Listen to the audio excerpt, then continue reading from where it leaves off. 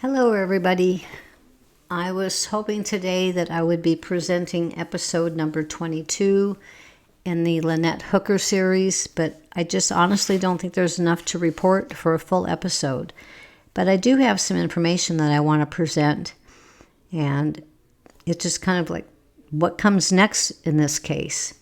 So I'm going to move forward with it, and it is actually, I have called this particular narrative What Comes Next in the Lynette Hooker Case with Active Dive Teams and the Azura Focus. U.S. officials zeroing in on new areas in the search for Lynette Hooker, the missing American whose husband says fell off their dinghy in the Bahamas.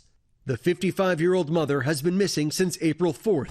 The U.S. Coast Guard dive team on the water and the beach of an area called Snake Creek, just a quarter mile from the boatyard Brian Hooker says he paddled to the night Lynette went missing. Lynette's daughter, Carly Aylesworth, says she's hopeful the new developments point investigators in the right direction. Well, I'm happy they were able to get Brian's location and discover new areas to look. Brian telling authorities the couple encountered bad weather while riding their dinghy to their sailboat off Elbow Key. He claims Lynette fell overboard along with the boat keys. Brian Hooker taken into custody days after his wife disappeared, held by authorities for 5 days. But they let him go without charges. At this stage of the Lynette Hooker investigation, we are no longer waiting to see if something will happen. We're watching now to see what the next confirmed movement reveals. 2 areas matter most right now: the Coast Guard dive team and the boat Azura.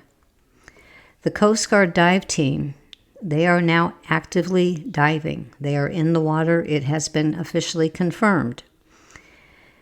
So the Coast Guard dive team operation is out there. The weather is not the best today, so they may have to pull out early, but they are active at this time. What they are watching for is which grid they're focusing on, whether they expand or tighten their search zone, any objects, debris, or evidence that may be located, updates on visibility, currents, or underwater conditions, if they shift to a secondary location, and a statement from the dive lead or Coast Guard PIO. Dive teams don't deploy without purpose. Their presence means investigators have specific coordinates or intelligence which is guiding this search. Even a small update, a pause, a shift, a clarification becomes a meaningful next step. The Azura, the mystery boat, what they're doing is, at this point, is looking for ownership, occupants, and possible witness value.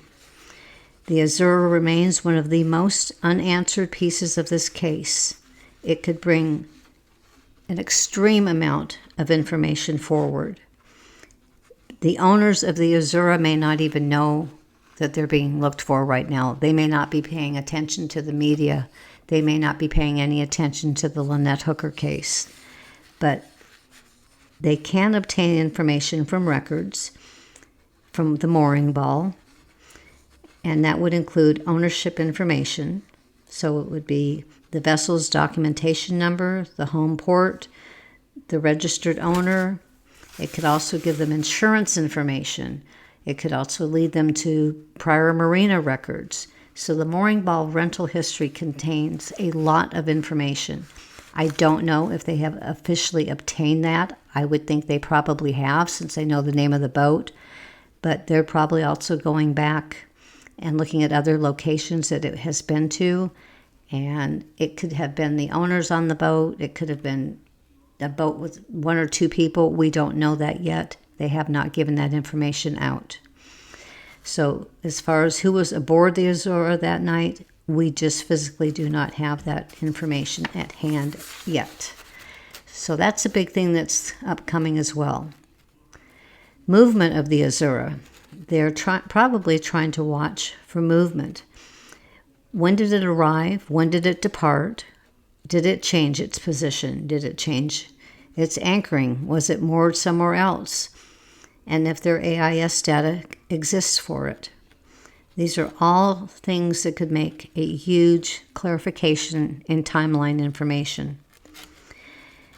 If investigators have already reached out to the owner or captain, they will eventually surface in a press update, a family statement, or a court filing.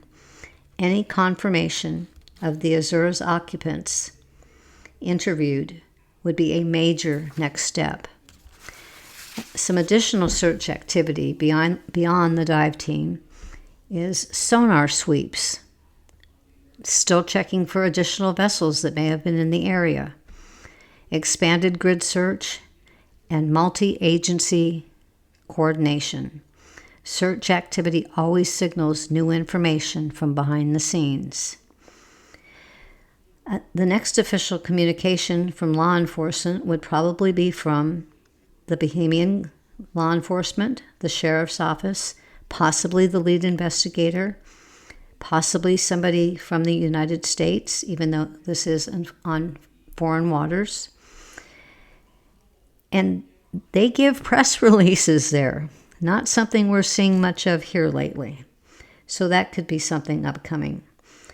Timeline clarifications right now, all we have is the last known movements. We have some witness statements, time stamps, and vessel positions, and that can change things, and that can change the outcome of the search. So the bottom line for Lynette Hooker's case right now is we are no longer waiting for the dive team to begin. They have actively started, and their next update is the most important development to watch. They're going to give us an abundance amount of information if anything is found.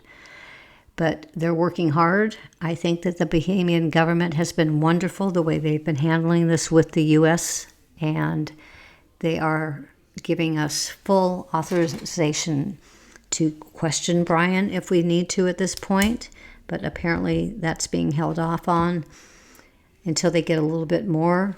I'm sure they don't want to jeopardize this case in any way if it does end up leading towards a possible homicide. So thank you for joining me, and I will keep you updated if there's any new news coming from the dive team or any other sources. You will hear it from me as soon as possible. Thank you. Bye-bye. Brian, promising to stay and look for his wife during our interview, he left the Bahamas the next day. His Bahamian attorney telling us he wanted to be with his terminally ill mother. You're still out there. I have doubts with how long it's been, but I love you and I hope I can see you again.